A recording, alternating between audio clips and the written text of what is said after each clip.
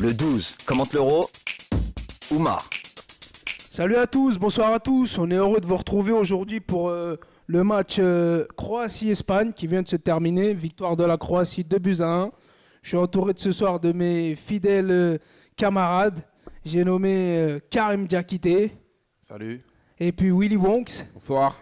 Et j'aimerais vous introduire ce soir un tonnerre d'applaudissements s'il vous plaît pour une personne. Celui-là, on est allé le chercher à l'image d'un Karim Diakité avec le ministère des Affaires étrangères du Burundi. Celui-là, on est allé le chercher. Il est sorti tout droit par hélico de Fleury-Mérogis, celui-là. Mais son analyse, elle est cinglante, footballistiquement parlant. J'ai nommé Boubacar. Bonsoir tout le monde. On applaudit quand même. Non. Oublie.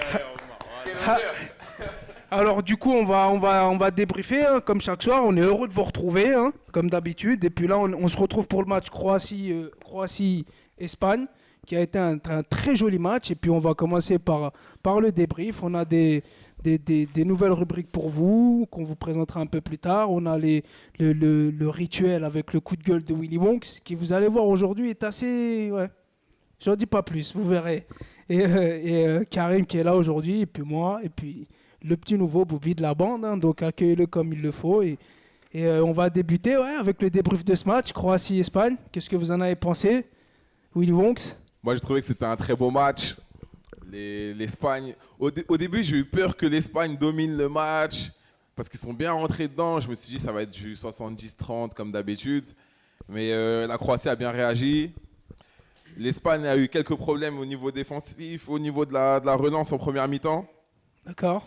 Ils ont pris des risques avec la barre transversale de Rakitic. Il y a eu de nombreuses erreurs de relance. Très belle action. Très belle action. Perisic était en feu. Le joueur de l'Inter Milan. Très grand joueur de l'Inter Milan. Je répète, l'Inter Milan. Et non, franchement, c'était un très beau match. La Croatie a mérité sa victoire. Et voilà, hein, on espère que l'Espagne qui joue l'Italie normalement en huitième de finale, c'est ça. Le huitième de finale qui se profile. J'espère que ce sera un match du même acabit, mais il y a peu de chance parce que les Italiens c'est plutôt défensif. Ils vont pas jouer comme les Croates, mais franchement c'était un très très très bon match et même sans Luka Modric, le milieu de terrain croate il a très très bien fonctionné. Donc voilà, bravo aux 22 acteurs de ce match. Karim, quelque chose à rajouter? Moi, j'ai trouvé que c'était un très beau match. Bonne intensité. Après, c'est vrai que oui, la Croatie, je pense que c'est une équipe à surveiller maintenant. Vous l'avez bien vu. Sans Modric, ils l'ont fait. Hein? Pour les gens qui pensaient que les Espagnols allaient se promener, 3 matchs, 3 victoires, non. Des gens comme qui? Comme toi, tu veux dire? Non, moi je savais que pour moi, sans Modric, oui, c'était un peu compliqué. Mais ça va vite vers l'avant. On a vu que sur les contre-attaques, ça joue super bien. Perisic a fait un très beau match aujourd'hui, je le soulève. Et ouais, dans l'ensemble, ça a été un beau match. Bon, Ramos, une petite erreur de marquage, rate un penalty, c'est le premier tour. Real Madrid. On est qualifié, on pardonne. Oui, pour la suite. C'est vrai qu'il n'est pas verni ce soir, Ramos. C'est vrai, franchement, on peut mieux faire. Hein. Mais sinon, ouais, très beau match. Rien à dire. Et les deux sont qualifiés, donc ça nous fait un très beau deuxième tour. Ouais, 2 belles équipes. Ouais. Voilà, c'est vrai que dans l'ensemble, je vais prendre la parole un peu, c'est vrai que dans l'ensemble, on a vu une équipe espagnole dans son registre, hein, qui a cherché souvent à jouer en première intention, avec une touche de balle. On a vu entre Silva et Iniesta, ça a très bien fonctionné. Mais les Croates en face, ils n'ont pas démérité du tout. Et comme on l'a dit, sans leur maître du temps, comme j'aime bien l'appeler, Modric, ils n'ont pas démérité, hein, avec Milan Badejo au milieu. Et Rogue, que je ne connaissais pas trop, je dois vous dire, mais qui a fait son match. Rakitic et surtout Perisic sur l'aile, qui ont été monstrueux, et Kalinic aussi ce soir qui remplace très très bon Kalinic, qui remplace un Mandzukic, et sincèrement si j'avais un choix à faire, si je suis un Tessazic, je sais pas si Mandzukic il rejoue de la compète, je pense qu'on reverra plus trop, je sais pas, à voir, choix mais du coach, hein. Mais sinon, ouais, Piaka aussi, qui a fait une très bonne. Vous êtes sévères, les gars. Une très bonne. Ah, apparemment, Boubi Oula. a quelque chose à dire pour sa On a première. trouvé plus méchant que moi, On a je crois. trouvé, On a ah. trouvé plus méchant que moi. Je crois qu'on a trouvé plus vas-y, méchant que parle, Willy parle, Wax. parle, parle, Surtout regardez, qu'il on prend la parole alors qu'on lui a pas donné. Non, je trouve que vous êtes sévère avec On t'écoute. Mandzukic. Ouais. Bah, là, apparemment, il a ressenti une petite douleur. Je pense qu'on va le revoir dans la compétition. On va le voir quand il sera sur le banc, Non, forcément. non, Mais on va le revoir sur le terrain, les gars, je pense. Et qu'il va retrouver sa place dès qu'il sera remis de sa petite douleur, je Son pense. petit pépin. Ouais. La mobilité de Kalinic, je trouve qu'elle est pas mal pour les Croates. Hein. Au niveau de leur jeu de passe et tout, il offre des solutions plus, C'est vrai en qu'à- profondeur que Mandzukic. Il est plus mobile. Il joue en appui, c'est ça. C'est vrai que c'est ça la différence. En fait, c'est c'est ça qui fait la différence. Et je pense que ça dépendra des défenses en fait, hein, et de l'équipe qui est en face. Hein. Simplement, ouais, c'est clair. Ouais, c'est vrai. C'est vrai qu'à l'image de Mandzukic, c'est vrai que c'est plus un joueur qui joue en appui, en déviation, alors que du côté assez rugueux, assez dans le combat. C'est ce qui me déplaît un peu chez lui parce que ça reste un bon attaquant quand il joue au foot. Et Kalinic, c'est vrai que je l'ai trouvé très mobile ce soir. Et puis il a l'art du déplacement. Je veux dire, on l'a vu sur son but. Perisic, il fait le boulot sur le côté, ok, mais il faut y être quand il met le ballon. Et quel but. Ouais. Il faut y être. Et puis au premier Subtil. poteau, il y est. Il laisse Ramos sur place. Il a complètement fixé sur le sol. Et ouais. Real Madrid. Meilleur défenseur du monde, tu disais Karim. Meilleur, oui. Oui, je garde ma position. Meilleur. Tu gardes ta position, pas comme lui. Hein. Ah non. Non, c'est bien. C'est des choses Pas qui mal, arrivent. pas mal. C'est des choses qui arrivent. Hein. Ok. C'est- Vous l'aurez compris, le petit duel là entre les deux. Et du coup, ouais, non, dans l'ensemble, la Croatie qui termine première de son groupe, à la grande surprise. Et pour certains, moi, je les avais annoncés premiers de leur groupe. Mais avec l'Espagne dans leur groupe, c'est vrai qu'il y en a pas mal qui ne donnaient pas cher de leur peau. Et ils finissent premiers. Bah, Ce qui- Moi, j'y croyais pas. Ouais. Vraiment pas. Hein. Je pensais que c'était une belle équipe, mais qu'ils allaient pas faire long feu à ce niveau-là. Et je m'étais laissé un peu bluffer par l'Espagne contre la Turquie. On a bien vu que quand il y a une vraie opposition en face, c'est plus pareil et que derrière, c'est pas si solide que ça en fait. Hein. Et qu'au niveau de la relance, parce que les Espagnols aiment prendre des risques au niveau de la relance et relancer proprement coûte que coûte, il y a plus des automatismes qu'il y avait avant, quand il y avait Xavi et que ça sortait très proprement et très sereinement. Là, c'était un peu fouillis. Ils avaient du mal face au pressing croate. C'est aussi dû à un Fabregas très en dessous depuis le début de la compétition. Entièrement Ça, c'est pas d'accord. faux, j'allais y venir. Voilà. Comme Oumar le dit souvent, Koké, je pense qu'il mériterait qu'on voit ce que ça donne à la place de Fabregas parce que là, il est vraiment en dessous dans cette compétition. Ah, c'est Complètement. Et surtout, si C'est on sûr. regarde la saison des deux, je veux dire, il n'y a pas photo. Et un joueur comme Koké qui se rapproche plus d'un profil d'un Xavi, sincèrement, je comprends pas. Moi, après, c'est les choix du coach. On l'entendra souvent, mais de mon point de vue, il doit jouer. Je veux dire, il doit jouer, il doit être sur le terrain. Fabregas est assez en dessous. Sincèrement, de tous les Espagnols, je pense que c'est celui que j'ai trouvé le plus en dedans. Franchement, il était dans Il sa est mobilité. lent. Ouais, voilà. Lent dans ses Après, il a décisions. encore sa petite passe. Et on l'a vu au deuxième match quand il la met par-dessus pour Nolito, d'accord. Mais un Koké, je pense qu'il nous apporte plus dans la lancée de sa saison. Je pense qu'il nous apporte plus. Après, c'est les choix du sélectionneur. On les respecte. Ils sont douteux, hein. Moi je les respecte pas. Hein. Personnellement, beaucoup de choix discutables laisser avec Sol Niguez à la Busquets. maison, C'est vrai. laisser Isco à la maison. Et c'est ça aussi, parce que ce soir, un joueur comme Isco ou Saul Niguez, ils auraient très bien pu Exactement. apporter, je veux dire, plus développer le jeu au milieu, côté plus de solutions côté espagnol. C'est C'est clair. pas Fabregas qui va prendre le ballon et t'effacer 2-3 joueurs, te faire la dernière passe. Mais c'est vrai quoi. Après, c'est les choix du coach, je veux dire. Ah On est ouais, obligé de. c'est le choix du coach, oui, Omar. Je te coupe, excuse-moi. Non, vas-y, je t'en Je me prie. permets. Oui, c'est le choix du coach. Et oui, Fabregas, il ne faut pas l'oublier, il a joué pour Barcelone. Et il connaît bien le triangle avec Fabregas et Iniesta. C'est vrai qu'il y a des Il le connaît bien. automatismes. Et oui, et il y a Busquets juste derrière, oui, ils se connaissent. Donc le jeu posé qu'il doit avoir en préparation, ça doit se rendre en match, mais c'est pas évident, c'est pas pareil. Mais après, les joueurs espagnols, ils ont quand même tous la même philosophie de jeu, même s'ils ne jouent pas tous au FC Barcelone. Exactement. Et C'est surtout au ça. milieu de terrain. Les milieux de terrain jouent avec la même idée de jeu. Donc Koké ou Fabregas, je pense pas que ça pose vraiment problème pour Iniesta et Busquets en fait. Oh, non, mais on sait pas, il y a peut-être des clans, hein, on ne sait pas comment ça se passe là. Ah, ça c'est possible. Il y a peut-être des clans. Mais je Ça pense se que fait beaucoup à de Madrid, Busquets- ça. Ouais, et c'est beaucoup Real, ouais, ça. Ça se fait beaucoup à Madrid. Aussi. On veut pas reparler, hein, on peut appeler Nicolas Anelka s'il faut, mais ça se fait beaucoup à Madrid, ça. J'en dis pas plus. Et surprenant aussi les choix du coach croate, parce que sans Modric, on serait attendu à avoir Kovacic titulaire, Ça, c'était mon premier ou choix. Brozovic titulaire, aucun des deux titulaires, et ça tourne très très très bien au milieu de terrain. Donc la preuve qu'ils ont une profondeur de banc et qu'ils peuvent tenir sur la longueur. Ouais, il nous a mis le petit Rogue que je connaissais pas du tout. Après Milan Balej qui a fait une superbe saison avec la Fiorentina. Rakitic au milieu et Pjaka, c'est un peu lui, Rakitic, qui a pris le jeu à son compte, un peu au milieu, si j'ose dire.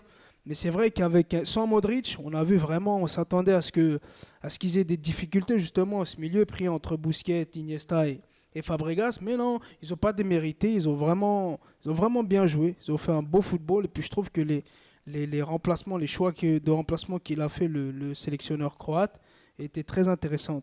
Avec comment s'appelle-t-il, la rentrée de Kovacic au bout d'un moment pour plus garder le ballon à la place de Rogue et tout.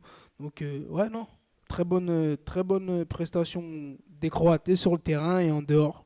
Je parle du sélectionneur et ouais, non, si quelqu'un d'autre a d'autres choses à rajouter sur le match ou autre, Non, ils nous ont gâtés. Hein, sur une franchement. individualité ou autre, À part franchement, ça, c'était un beau match. Il était plaisant à regarder, Ouais, non? très plaisant. En tout cas, la Croatie, équipe à surveiller, je le répète. Ouais, ici, c'est le gros outsider numéro 1, on va pas se mentir. C'est Moi, je ne les vois vraiment pas comme un outsider. Hein. Franchement, je les vois comme un prétendant. Ils ont une grosse équipe, ils ont des joueurs qui jouent dans des grands clubs. Et puis surtout qu'ils Voilà, viennent de jouer l'Espagne. Ils ont la mentalité. Hein. Mhm. Exactement. Et là, Ils n'ont pas peur. Hein. là, ils ont battu le double tenant du titre. C'est pas n'importe qui l'a fait. Exactement. Ça faisait 14 matchs qu'ils n'avaient pas perdu, les Mhm. Espagnols. Exactement. Donc, franchement, équipe à suivre. Hein. Mais dès le départ, c'était une équipe à suivre. Donc, Très bonne continue à analyse, poursuivre. très bonne analyse. Il commence bien celui-là. Je crois qu'on va le Après, garder plus longtemps. Ouais. Hein, qu'est-ce que Moi, vous en je dites? Je doutais peut-être un peu. Ils ont une très belle équipe, mais je doutais au niveau mental, par exemple, face à l'Espagne. Je me disais qu'ils allaient peut-être les regarder jouer ou quoi, mais pas du tout. Ils sont rentrés dedans, ils les ont pressés, ils les ont pas attendus. Et franchement, très belle surprise cette équipe de Croatie. Ah ouais, vraiment. surtout par rapport aux absences. On a vu que du côté de l'Espagne, il y avait les titulaires habituels, il y avait l'équipe type, comme on pourrait dire. Donc ouais, très bon match de la Croatie et la Croatie a surveillé. Ok, très bien. Mais écoutez, dans l'ensemble, je pense qu'on a fait un peu le tour. On a un peu débriefé. Tout le monde a un peu donné son avis sur cette rencontre, sur cette première partie. On va finir avec ce côté un peu débrief, si j'ose dire, du match. Et on revient bientôt avec une autre rubrique. Le 12 commente l'Euro, suite de l'analyse. Oumar au micro. On est de retour avec le moment que vous attendez tous, le fameux et le très beau coup de gueule de Willy Wonks. Le coup de gueule de Willy Wonks. Bon, aujourd'hui, coup de gueule contre Sekou Sako. Sekou Ah, Sako, tiens donc. un jeune black du 2e arrondissement, assez beau gosse, dégradé. Recherchez-le les filles, hein, ajoutez-le sur Facebook, sur tous les réseaux sociaux. Mais l'ami Sekou Sako, on a Oumar Diallo qui est venu le voir un jour et qui lui a dit oui, l'Angleterre, ils ont une belle équipe, ils sont capables de produire du jeu. Il a nié. Donc Sekou Sako, c'est moi, vous l'aurez bien compris. Et donc j'ai nié, je disais non, les Anglais, ils sont incapables de produire du jeu. Ils sont encore dans les temps anciens, le kick and rush et compagnie, les joueurs physiques, aucune construction, aucune idée, aucun fond de jeu. Mais hier, il y a eu Angleterre-Slovaquie. Alors certes, ce n'est pas l'opposition du siècle, mais ils m'ont surpris les Anglais. Ils m'ont surpris. Je ne sais pas si c'est le milieu de terrain qui a changé avec Henderson et Wilshere, mais vraiment, j'ai trouvé que l'idée de jeu était assez poussée, qu'ils allaient vers l'avant sans trop se poser de questions comme ils ont l'habitude de le faire, mais avec un jeu court, rapide, le ballon au sol, des déplacements. Vardy qui est un poison sur ses déplacements, même si après, balle au pied, ses choix ne sont pas toujours les bons. Et vraiment, il y a un joueur, je tiens à le dire, parce qu'il m'a vraiment surpris, il m'a bluffé. C'est Eric Dyer, sentinelle devant la défense. Milieu de Et Tottenham. je trouve que c'est un monstre tactique. Un peu comme Busquets peut l'être dans l'équipe d'Espagne, sauf qu'il a que 22 ans. Et tous ses choix, les interceptions, son placement, jeu court, jeu long, il replaçait ses coéquipiers, il coupait les contre-attaques. Il n'hésitait pas à prendre sa chance de loin. Et il m'a vraiment, vraiment surpris. Donc l'équipe d'Angleterre, vraiment, vraiment pas mal. Et même les remplaçants des latéraux, surtout côté droit, donc avec Kyle Walker qui d'habitude est titulaire et qui est un très grand latéral. J'avoue que je ne connaissais pas trop Klein de Liverpool, mais il m'a vraiment surpris par ses appels, ses montées incessantes. Il créait du danger sur le côté. Et vraiment une équipe très, très, très, très intéressante. Leur défense centrale, par contre, je la trouve vraiment dégueulasse. Sturridge, hier, je trouvais qu'il n'avait pas sa place. C'était le seul qui sortait du collectif, qui jouait pas sur le même tempo que les autres, pas avec la même idée de jeu. Lallana très fort. Ensuite, voilà, hein, Wayne Rooney qui rentre, qui fait une entrée assez bof quand on sait ce qu'il peut apporter sur le terrain. Et Henderson que j'aime vraiment pas beaucoup, on va dire. Je suis pas fan de ce joueur. Il a fait un très bon match aussi. Donc voilà, chapeau à l'Angleterre. Et je sais être méchant quand il le faut, mais je sais reconnaître mes torts quand il le faut aussi. Voilà. Donc vous l'aurez compris, hein, le mea culpa de Willy Wonks. On aura tout vu. Et retenez bien Eric Dyer, hein, futur patron de l'équipe d'Angleterre. Très bien. Bon, bah, on a fait le tour, hein, avec le coup de gueule de Willy Wonks, et on revient vers vous avec une autre Fuck rubrique. Willy Wonks.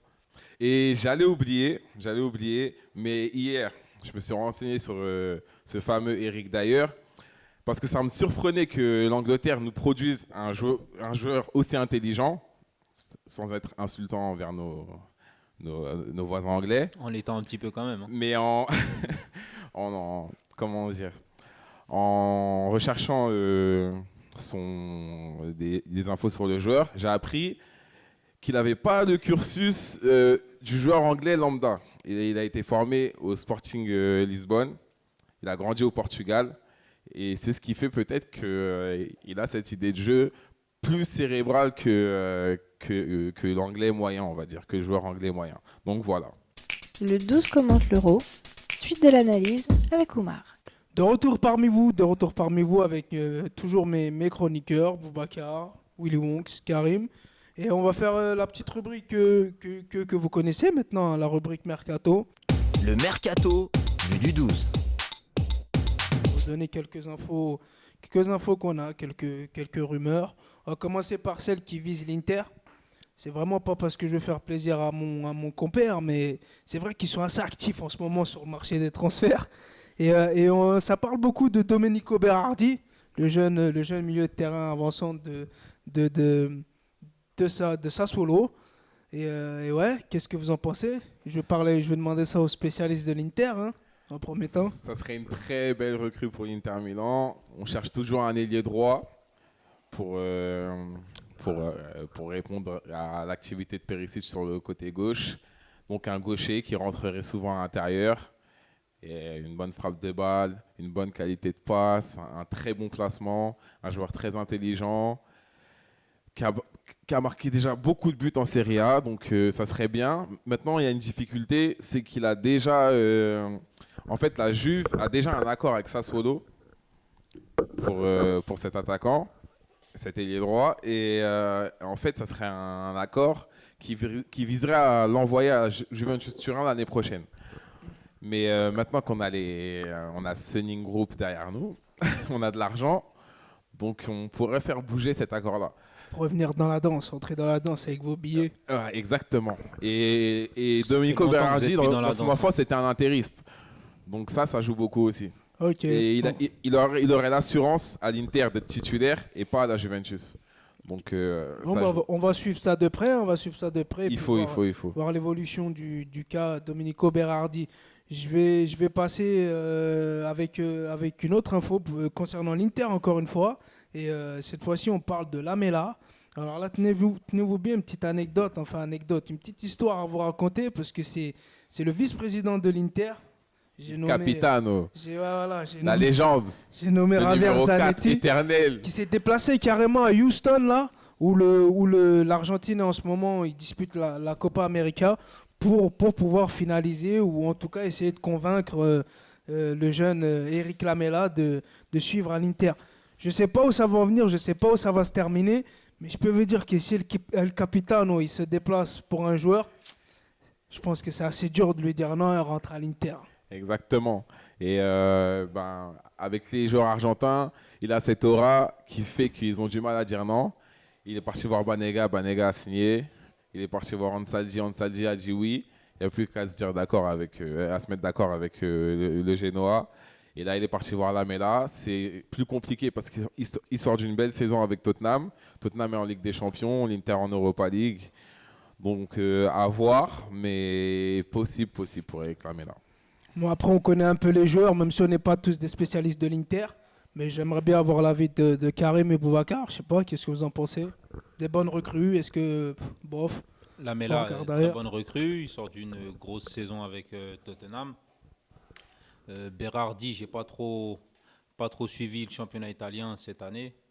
Mais de ce que je sais, ce serait un plus pour l'Inter. Parce que franchement, l'Inter, c'est plus ce que c'était. Et on aimerait bien revoir vos couleurs noires et bleues sur les terrains de Ligue des Champions. Sur la scène européenne, la coupe aux grandes oreilles, c'est vrai. C'est vrai quoi, ça nous manque, cette folie italienne, cette... Avec le tango de Banega, Perisic sur le côté gauche qui a sali l'Espagne ce soir, Icardi en pointe et Candreva, Lamela ou Berardi à droite, je pense que dans 2 ans, on sera là. Excusez-nous, vous supportez qui, vous, déjà? L'Inter Milan, D'accord. l'Internazionale. Karim, un petit mot? Alors moi, Eric Lamela, oui, c'est très bonne recrue, s'il vient, c'est sûr. Mais après, l'Inter, on attend toujours, quoi. Les transferts font pas le jeu, quoi. On verra. Ok, on va finir sur cette très belle phrase de Gandhi de l'annexe Serra. On va poursuivre aussi avec une autre info mercato qui concerne plus Cella Ben Arfa, Tem Ben Arfa, le joueur français non retenu pour cette Coupe d'Europe, ce qui est bien dommage. Qui apparemment Très scandaleux. ça brûlerait un peu du côté de Séville en Andalousie. On parle du jeune Atem Ben Arfa. Qu'en pensez-vous? Est-ce que c'est une info, une intox? Est-ce que ça peut se faire? Est-ce que ça serait bien pour l'un et pour l'autre? Je pense que c'est une vraie info. Après, est-ce que ça serait bénéfique pour la carrière de Ben Arfa? J'en suis pas sûr. Il peut peut-être viser un peu mieux. Et mais c'est vrai voilà. que je te coupe, excuse-moi, mais le jeu espagnol se rapproche beaucoup de ses Exactement. qualités. Exactement. Mais Après, c'est vrai que... je l'aurais bien vu avant que Nicolas Gaëtan signe. Je l'aurais bien vu à l'Atlético Madrid, par exemple, D'accord. pour apporter de la folie à cette équipe.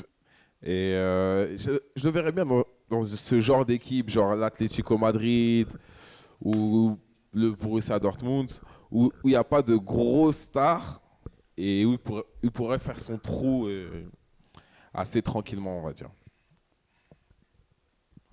Bah, ouais, c'est vrai que c'est dur pour briller avec le FC Séville. Franchement, on les voit qu'en Europa League tous les ans. C'est pas bon, l'Europa League, c'est un bon niveau. Il y a toujours de très bonnes équipes, mais Gagné 3 fois pas le- consécutivement, quand oui, même. mais c'est pas le top. Oui, mais après, quand tu sais sur W9, quand tu vois la Ligue des Champions derrière, franchement, tu sais sur quoi devant t'asseoir. Cette année, la finale de la il Ligue danse de- avec nous. La finale de la Ligue des Champions, franchement, elle m'en a tapé une sans toucher l'autre. Hein. Franchement, c'était... Oui, d'accord. Ça sera dit, comme Oui, ça. tu pourras tout nous dire, mais franchement, encore une finale 100% espagnole. Donc après ça, j'ai rien à rajouter. Moi, tous les ans, on les voit dans le dernier carré, les Espagnols. Donc oui, Très bien, très tu bien. peux dire ce que tu veux, mais ton Inter de Milan est encore sur W9 cette année. J'attends de voir la D'accord, on va Sergio pas... Ramos rate des pénaltys On sur va TF1, pas aller si sur vous ce voulez, hein. terrain-là, les gars. Je vais Non, vous mais y a couper pas tout de de suite problème. parce que je commence à vous connaître. Hein, et je pense que nos auditeurs aussi. Donc, on va vite se calmer tous les deux. On va rebondir sur cette dernière info mercato. Ça annonce un peu Pogba, qui est un peu annoncé un peu partout hein, depuis quelques temps maintenant. Mais c'est vrai qu'il y aurait eu le Real Madrid aurait commencé à avancer ses pions sur l'échiquier. Donc, info, intox. Ouais, ce serait bien pour le joueur, pour le club. Qu'est-ce que vous en pensez, Boubacar? Moi, je dirais info. vraie info, parce que ça fait quelques semaines qu'on en parle. Zidane très intéressé par Pogba. Et je pense que ça peut apporter un gros plus à l'équipe du Real de Madrid, avec un milieu avec Kroos et Modric, tous les trois ensemble. Je pense que ça fera quelque chose de très intéressant à voir. Donc, à voir. Ok, merci. Willy Wonks, Karim, quelqu'un rajoute quelque chose? Ouais, bah, apparemment, le club madrilène est rentré en discussion avec le clan Pogba. Je ne sais pas si c'est confirmé encore, mais Toujours en Il y a du douce. On se rapprochement. demande à quoi servent les agents. il y a du rapprochement. Mais franchement, Pogba, après, je ne sais pas s'il pourrait trouver sa place au Real Madrid. Moi, j'attends de voir. S'il signe, bien sûr. C'est sûr que s'il signe, après, il y en a. La question de savoir s'il a sa place ou pas se posera plus. La question de savoir si Kroos et trucs, où est-ce qu'ils vont partir, c'est là la Et vraie question derrière. je pense que ouais, il n'aura pas de mal à trouver sa place. Je pense que ça peut être pas mal parce que Zidane a l'air d'avoir une vraie idée, excusez-moi, d'avoir une vraie idée Le gars derrière n'est tout pas ça. agent, pourtant il a mangé. Hein. Mais je me demande si ça serait pas bête de bouger ce milieu Casemiro, Modric, Kroos qui tourne assez bien. Et pour Pogba, je pense pas que ça soit une bonne idée de quitter la Juventus maintenant. Parce qu'avec l'équipe qui monte, avec l'arrivée de Daniel Alves, la probable arrivée de Mascherano, je pense que l'équipe va être très très solide l'année prochaine. Et très compétitif surtout. Ouais, très compétitive. Et je pense pas que ce soit la bonne année pour quitter la Juventus Turin, vraiment. D'accord, très Oui, bien. je pense qu'il devrait faire une année de plus avec la Juventus, vu les transferts qui se font là. Bah, Qui se ouais, discutent en tout qui cas. se Ouais. font, ouais, bah ouais. Je pense qu'il devrait faire une année de plus avec la Juventus pour voir et après, par la suite, voir un avenir ailleurs. Si- On verra si ce sera du si côté ça de bouge pas Madrid, du côté de la du Juve. côté de la Catalogne ou qui sait-on jamais, hein, du côté d'une autre équipe. On verra. Mais écoutez, on termine Qui sur. parle. Ouais. Un très gros supporter. Hein. On va terminer sur ce côté. Vous avez vu, il me taquine. On va terminer sur ce côté mercato. Et D'ailleurs, le maillot on- cette année est pas mal du tout. Hein. Ouais, petite parenthèse. Et Grosse parenthèse. on va revenir vers vous avec cette dernière partie. Hein. On touche à la fin du podcast d'aujourd'hui. Donc on revient parmi vous très vite. Et maintenant, l'analyse du boss. Oumar. Et de retour pour cette dernière partie. Et ouais, on s'en approche déjà de la fin. Dernière partie avec mon analyse. Mon analyse aujourd'hui, j'avais envie de la faire sur l'état des pelouses. L'état des pelouses dans cet Euro qui, à part 2-3 stades, et encore 2-3 stades, le Parc des Princes, qui a une pelouse irréprochable.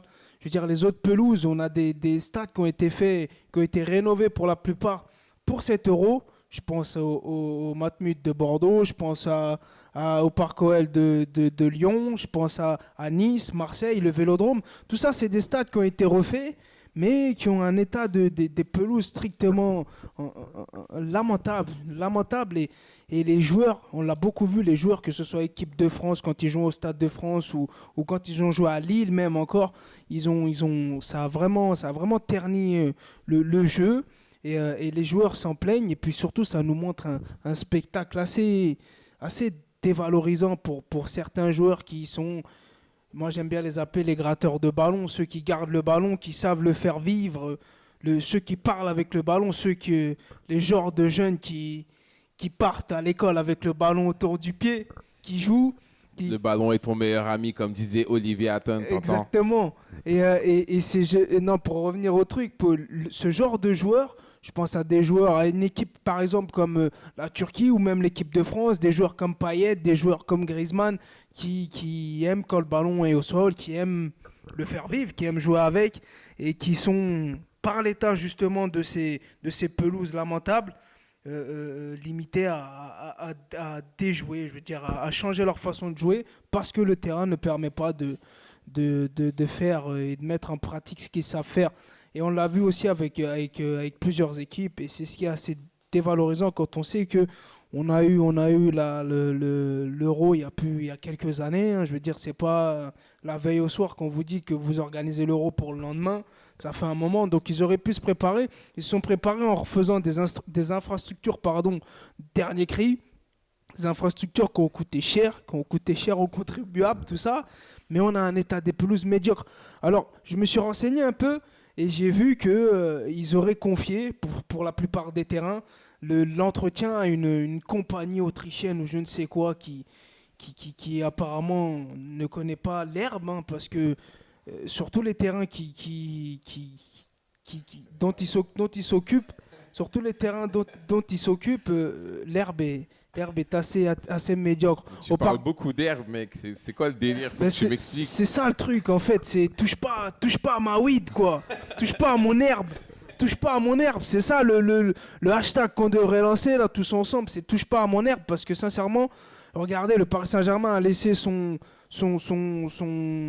jardinier en chef. Je parle de Jonathan Calderwood, le Nord-Irlandais. Petite parenthèse, l'Irlande du Nord, malheureusement, qui a perdu tout à l'heure contre l'Allemagne au Parc des Princes. Je pense qu'il était supporter numéro 1. Lui, il s'occupe toujours de la pelouse du parc. Je veux dire, il est venu, il a dit en aucun cas une autre compagnie ou qui que ce soit s'occupera de la pelouse. Je pense qu'ils auraient dû laisser les personnes, les jardiniers en place quand ils sont là toute la saison avec les clubs qui gèrent leur pelouse, qui le font très bien. Je veux dire, aujourd'hui, on est obligé de faire que il y a plus de reconnaissance terrain pour les joueurs, comme vous savez, avant les matchs, parce qu'on veut plus on veut entretenir l'état des pelouses au maximum.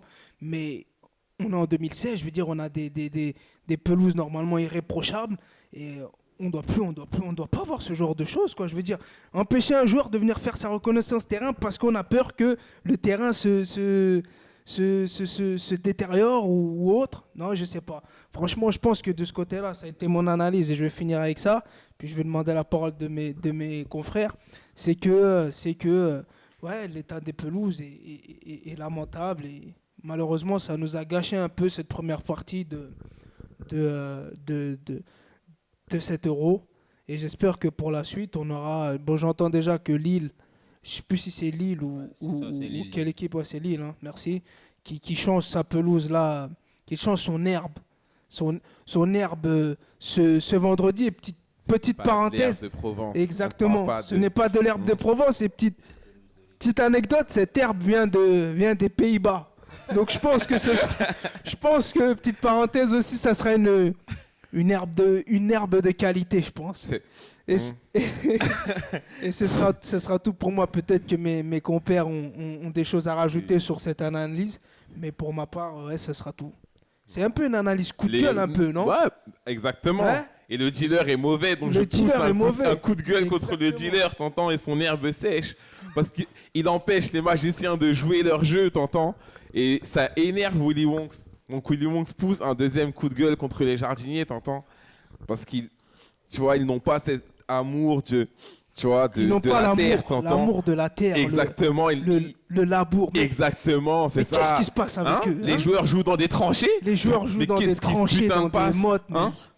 C'est pas croyable. C'est pas possible. Et les gars, il y a le coup de gueule, je pense qu'il faudrait le pousser contre l'UEFA parce que de ce que je viens de lire là, c'est eux qui ont demandé à faire changer les pelouses de Ligue 1 il y a 3 semaines de ça. D'accord. Et de ce que j'ai cru comprendre, les pelouses, elles ont besoin de beaucoup de temps avant d'être utilisées. Il faut qu'elles soient reposées, la pelouse.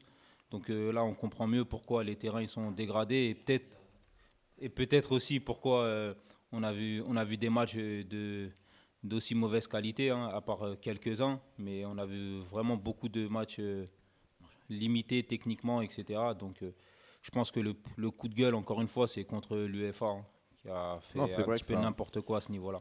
Ça dessert les joueurs, les virtuoses du ballon, on va dire. Hein. Par un joueur comme tu dis, par exemple, je pense qu'il n'y a pas de différence. Hein. Blaise, que la pelouse soit parfaite ou que ça soit une tranchée, il s'en fout. Lui, non, on est méchant. Il est méchant là. Je suis méchant et je l'assume. J'assume. On va terminer avec ça. Et puis surtout, on va vous remercier. Hein. Il ne nous reste plus qu'à vous remercier de nous avoir écoutés, de nous suivre. Et puis une petite parenthèse, une petite dédicace à Corentin. Il se reconnaîtra, hein, s'il nous écoute. T'es le bienvenu, hein, quand tu veux. Hein, écoute, gamin. Donc voilà, il ne nous reste plus qu'à vous remercier. On vous remercie pour de nous avoir écoutés. Et puis en espérant que vous l'écoutez, ce podcast sur ce match Croatie-Espagne Et que ouais, vous allez aimer, hein, comme les deux Et autres. on Mais vous bon, donne rendez-vous pour le prochain match. Pour Ce le- sera les huitièmes de finale. ouais, je pense Et que ça ouais, va le être prochain match, ça sérieux, va être. vraiment Du sérieux. sérieux, les gars. Ça Là, va on être va Très rentrer dans sérieux. le- Il y aura beaucoup d'invités. Dans le Et vif. normalement, ça Ouais, risque vous- d'être un long format, je pense. Exactement, je pense qu'on sera un peu long la fois prochaine où on se retrouvera. On aura des invités, on a plein de surprises, plein de nouvelles choses.